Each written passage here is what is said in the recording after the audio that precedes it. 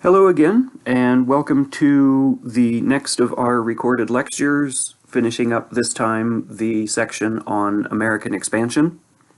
I hope everybody's doing really well, and hopefully you've been staying on top of the assignments and the content in the class and other recordings and the other PowerPoints that are available in Blackboard, etc., etc. We're going to finish up the American expansion material with this section, and the upcoming material should be loaded shortly. This one may be a little bit longer than the last one, just because there's a couple extra slides, maybe a little bit more content to have to get through. But sit back and relax and enjoy. So when we talked last time, we were looking at some of the changes in America during the first half of the 1800s. Changes in terms of a growing population, a population that is moving into new parts of the country, sort of the changing center of gravity in terms of population and then political influence of different parts of the United States. But it's still a country that is very different in terms of its boundaries and in terms of its size than what we would recognize today. And there are a couple of different territorial additions that happen in America's history. One of them is the Louisiana Purchase in 1803, 1804, and that's going to significantly increase the size of the United States. One of them is the acquisition of Texas, and Texas comes into the United States in kind of a roundabout way. In the 1820s, Texas is part of Mexico, and Mexico up until the early 1820s actually is part of the Spanish Empire in the New World. It's not an independent country. It, along with lots and lots of territory through Central America and South America, are all part of the Spanish Empire. In the early 1820s, though, Mexico gets its independence. And one of the things that the Mexican government decides to do is to encourage settlement along the northern border of Mexico, so where Mexico touches the United States. They decide the United States is financially becoming a significant player in the Western Hemisphere. Maybe we should encourage Americans to settle in and around the edge of the Mexican border to kind of integrate the Mexican economy more into the US economy. And this, from one perspective, kind of works too well, because what starts to happen is more and more Americans move into that area, especially an area that is still part of Mexico, but is known as Texas. Tejas, if you're talking about it in Spanish. And by the early 1830s, the American population in this area is really starting to pick up steam. And by that point, you actually have more Americans living in this part of Mexico than you have Mexicans living in this part of Mexico. That isn't necessarily a problem in and of itself, but it becomes a problem from two different directions. From one direction, you have the American settlers in this region starting to sort of try to make the area more their own thing. In other words, they start to disregard Mexico's laws. They start to behave essentially as though they're part of the United States, even though they aren't. And so that's not great. On the other hand, you also have the emergence of a military dictator who takes control of the Mexican government in 1833. His name is Santa Anna. And Santa Anna decides that he needs to emphasize that this area, this Texas area, is still part of Mexico and that it is subject to Mexico's laws. Now, this is fairly far removed geographically from the center of Mexican power, right? So Mexico City, the center of the population of Mexico, is much further south, and Texas is way to the north of Mexican territory. So it's hard for him to really establish that kind of control, establish that kind of power. So what he decides to do is ultimately, in the mid-1830s, he decides that he's going to use military force to sort of enforce Mexican law and to sort of clip the wings a little bit of these rebellious American settlers who are causing problems in central and southern Texas. And this is going to lead to one of the more famous events in American history, the Battle at the Alamo. Well, this is certainly a famous event, and it's been dealt with in TV shows and movies, and pretty much everybody in the country has at least heard of the Alamo, even if they don't know exactly what it was all about. It actually doesn't really deserve the kind of historical significance that it gets in a lot of ways, but it's kind of taken on a life of its own. In the mid-1800s or 1830s, Americans are starting to move into the central and southern part of Texas, and some of them decide that the time has come to try to break Texas away from Mexico so that it can ultimately join the United States. And among these are a couple of hundred what they call freedom fighters from all around the United States who have traveled to San Antonio and end up sort of fortifying an old Spanish mission, right? An old church, essentially. And the hope is that they are going to be the kind of spark that will lead to this broader independence effort. And Santa Anna arrives with a few thousand very well-trained, very well-disciplined Mexican soldiers, and essentially obliterates this resistance effort, this kind of burgeoning independence effort that has been centered at the Alamo.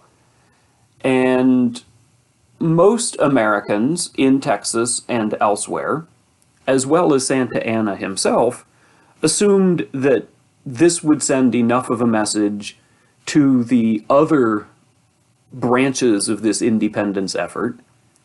The defeat at the Alamo would send the message to those other Americans that this isn't worth their time, right? That the Mexican army is too powerful, that Santa Anna is not going to just roll over and allow Texas to be kind of taken from Mexico.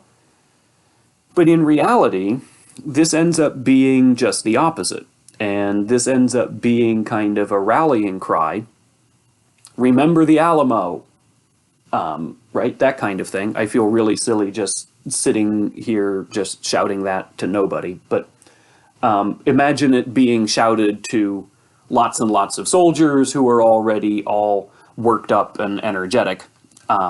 So remember the Alamo becomes a thing, right? And it ends up being this rallying cry touch point for a growing and increasingly successful resistance effort that will culminate, at least for this stage, in April 1836 at the Battle of San Jacinto. And the Battle of San Jacinto is the American force under a guy named Sam Houston, who ends up defeating Santa Anna's army.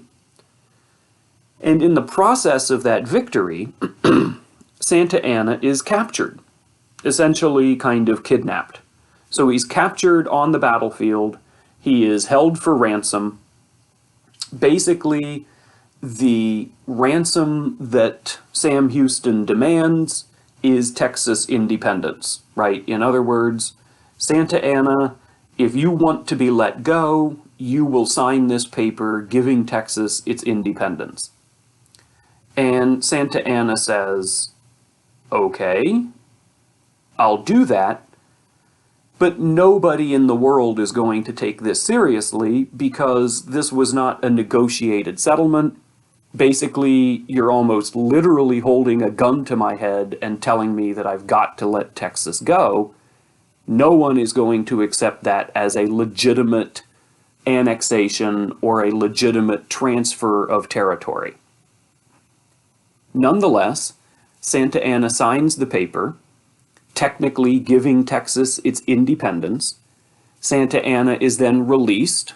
He will be president, quote unquote, president of Mexico a few times in his life.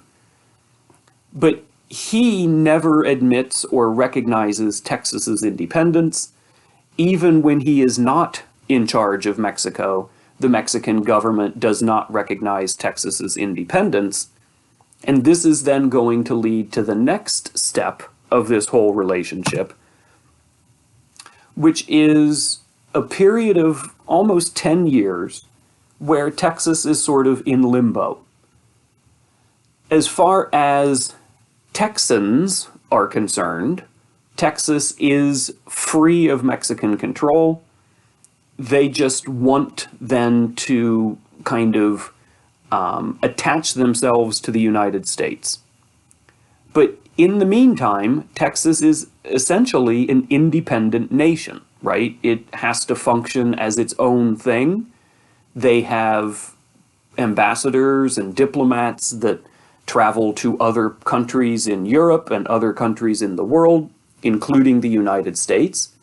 And so even though the vast majority of the people who are running Texas are Americans, Texas is not part of the United States. It's its own country.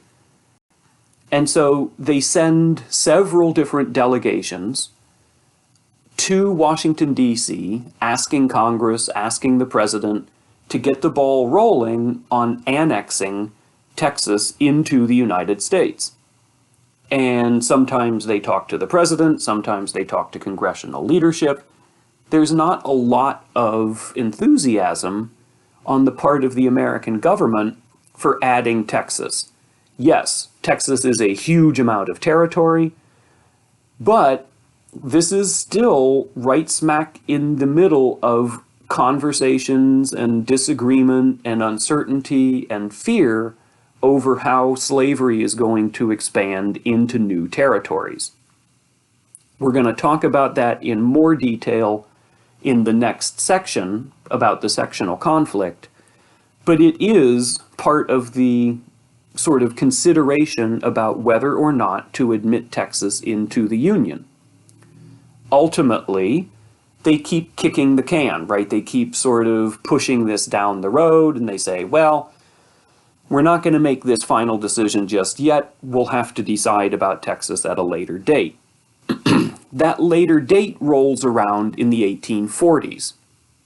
Meanwhile, Texas has been trying to make contact with other countries, and the United States is watching interest from Britain and France about what's going to happen with Texas, right? So Texas is kind of hedging its bets. If they can't get into the United States, maybe they can connect themselves with a European power and gain influence and importance that way. In the election of 1844, there's a candidate named James Polk. Part of Polk's campaign is really centered around getting new territory for the United States. Polk is really, really committed to this idea of manifest destiny, which we talked about in the last recording, right? That idea that the country should grow from sea to shining sea, and all of that territory should be gobbled up and brought under the American flag. So Polk runs pretty heavy on that idea, and he says, I'm going to get Texas, I'm going to get what was called the Oregon Territory. That's another part of what's now the United States that was not part of the country in the 1840s. It ended up having to be negotiated between Britain and Russia and France and the United States and Spain, and it was a complicated thing that we're not going to get into.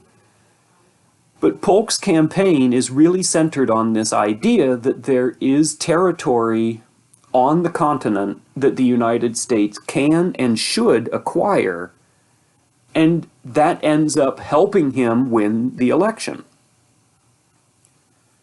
The guy that is president in 1844, right, during the election, and into the beginning of 1845, before Polk is actually inaugurated, that guy is named John Tyler. And Tyler says, you know what? Polk won the White House as an expansionist, as somebody that wants more territory. Tyler is a Whig. Polk is a Democrat. They're on opposite sides of the political spectrum. Tyler wants the Whig Party, and him in particular, to get the credit for adding Texas before Polk comes into office. So Tyler really starts pushing to get Texas annexed, really starts sort of twisting ears in Congress to make this process happen. He gets that ball rolling in February of 1845. Ultimately, after a lot of cajoling and maneuvering and you scratch my back, I'll scratch yours, Texas becomes a state in December of 1845. So it seems like that would end the whole question of Texas, right? How does it fit into the country? How does it get into the country in the first place? But it doesn't, because there's more to it than just whether Texas is going to be part of the country or not. Part of this whole arrangement also has to do with the boundaries of Texas, right? What are the actual borders of Texas? And that means how much land does the United States get? How much land actually stays with Mexico? Mind you, Mexico still has not officially admitted or recognized Texas's independence. But they also then say, if we were going to recognize Texas as being part of the United States, we say that the boundary of Texas is at the Nueces River. The Americans say, the boundary of Texas is the Rio Grande River. And that sounds like that wouldn't be that much of a difference, but it really ends up being a huge difference. So on the map here, you can see that gray area that says Republic of Texas. That is the amount of land that Texas would claim if the Nueces River was the official boundary. That red color to the south and west and northwest is the amount of land that Texas would claim if the Rio Grande were the boundary. So you can see it is a huge, huge difference, right? 2.5 times as much land would be part of Texas if the Rio Grande were the boundary as compared to whether the Nueces is the boundary. So we have, on the one hand, disagreement over whether Texas is officially independent from Mexico, and so whether it officially belongs to the United States or not. We also then, on top of that, have disagreement over where the boundary of Texas is. Is the boundary going to be the Nueces River, the way the Mexicans argue, which is going to create a much smaller Texas? Is the boundary the Rio Grande, the way the Americans demand it to be, which would be a huge section of Texas that by today's state borders would actually include big chunks of New Mexico all the way up into Oklahoma, into Kansas, and really all the way up into Colorado. So a massive amount of territory is at stake between which boundary is the official, quote-unquote, boundary of Texas. This is then going to lead to the Mexican-American War. And what happens here is you have dispute over where that boundary officially is, and the ongoing dispute over whether Texas is or is no longer part of Mexico. So the United States sends a military force to the border between Mexico and the United States. But what they do is they send it into that disputed territory between the Nueces and the Rio Grande. This means that as far as the Americans are concerned, these soldiers are in American territory, right? Because the American government is claiming the Rio Grande as the boundary. So from their perspective, the Army is in American territory. From the Mexican perspective, the U.S. Army is in Mexican territory, partially because they've never admitted or recognized Texas's independence, but also partially because even if Texas was independent, they think the boundary is the Nueces. And so these American soldiers are, from the Mexican standpoint, in Mexican territory. And this was deliberate on the part of the Americans, because the idea was, we're going to send our soldiers into land that is quote-unquote our own. We know perfectly well that the Mexicans don't agree to that. And the hope is that the Mexicans will fire the first shots to try to prevent this American presence, right? So literally, the hope here is we will kind of goad the Mexican army into fighting the American army, and then we can turn around and say, see, we have the right to go to war with Mexico. They shot first. We were just minding our own business in our own territory, and the Mexicans got up in our business. Well, the Mexican army, they're not idiots. They know exactly what the Americans are trying to do, and they don't play along.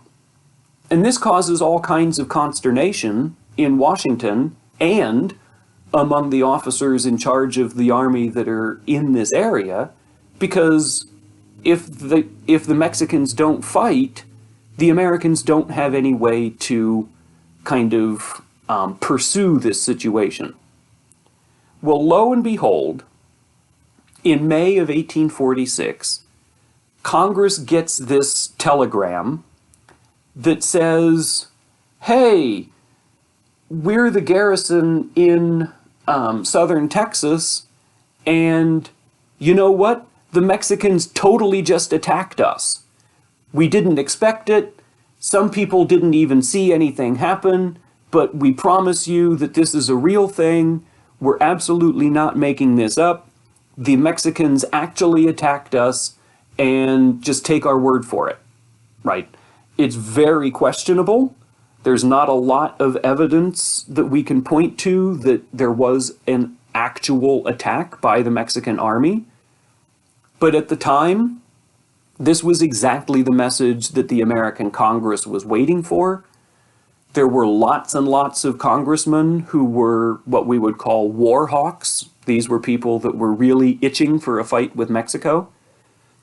But they couldn't just get into it any other way. And so this telegram, whether there was an actual attack by the Mexican army or not, the telegram does exactly what Congress needs. It gives them that pretext that they can base a declaration of war on. And so they turn around really fast and they declare war on Mexico. The war is no great shakes, right? It's not one that we need to spend a lot of time with in terms of, strategies or tactics or major players or anything like that. Ultimately, the most important stuff to worry about the war, one of the commanding officers, a guy named Winfield Scott, manages to capture the capital of Mexico City in September of 1847, And this is basically the end point of the war. There was obviously stuff before that. We're not going to go into detail, but the main point to take away here, it's not a terribly long war. It's not a terribly violent war in terms of lives lost, really on either side. But it ends with a significant transfer of territory from Mexico to the United States. So fighting ends in the fall of 1847. Negotiation to settle the peace between the US and Mexico is going to last for a few months, and it's actually settled Groundhog Day, February 2nd, 1848. And the document that settles all of this is called the Treaty of Guadalupe Hidalgo. And the Treaty of Guadalupe Hidalgo does a couple of things. For one, it finally, completely, officially establishes Texas's independence. It sets the boundary of Texas, and so at that point and now, a big chunk of the southern boundary of the United States as the Rio Grande. So it adds all of that land in red on the map that was in dispute between Mexico and the US. It means that all of that red territory now belongs to America. Beyond that, though, it brings a huge, huge amount of formerly Mexican land into the United States as well. So all of the land that is today California and Utah and New Mexico and Nevada and Arizona and up into Colorado, all of that land that was part of Mexico suddenly transfers over to the United States, right? This is more than half of the territory that once belonged to Mexico as an independent country. They have to give all of that up. Massive, massive land concession in this. It's called the Mexican Cession, C-E-S-S-I-O-N. Basically, it just means the land that Mexico cedes or gives up or gives away to the United States. The United States gets this territory partially because of the victory in the Mexican-American War, partially because of a cash payment of $15 million. The inclusion of that new territory then, in many ways, is going to create the boundaries that the United States exists as today, right? So everything in that lighter color is part of that Mexican cession. It's all the land that Mexico has to give up as part of the Treaty of Guadalupe Hidalgo. And you can see it's enormous amounts of territory, all of California, Nevada, and Utah, and then large chunks of Arizona, New Mexico, Colorado, all the way up into Wyoming. And so if you were to look at a map of the United States between 1800 and 1850, you're going to see this series of chunks that are going to be added to the country in stages as time goes on. And so the boundaries that we would recognize if we were looking at a map in 2020, very, very different from the boundaries that somebody living in 1800 or 1810 or 1850 would actually see, right? Because in each of those points, you have a significant kind of change in the outline of the United States. But more importantly than just how does it look on a map, you know, what territory can the country claim, more importantly is going to be how does all of this relate to slavery? And that's going to be the central question that we'll get into in the next section, the sectional conflict material. Because really, a lot of that division and tension between different sections of the country really can be boiled down in a lot of ways to slavery. But it's not just a matter of should slavery exist, or should slavery be in the North and not in the South, or should we get rid of slavery in the South? More important to people in the 1800s was the question of, when we add new territory, when we add new states, how will those territories and states deal with the question of slavery? Should they enter the Union as free states? Should they enter the Union as slave states? How will that decision be made? Etc., etc. That's going to be then the central focus of our next section when we get into the sectional conflict stuff. So be on the lookout for those recordings. Make sure that if you've got questions, you get those to me. Make sure that you're looking at the full PowerPoints that are on Blackboard as well, so that you are guaranteeing that you're getting all of the content that I'm not necessarily covering in these kind of condensed versions. I hope you're all doing well, and I will see you again soon.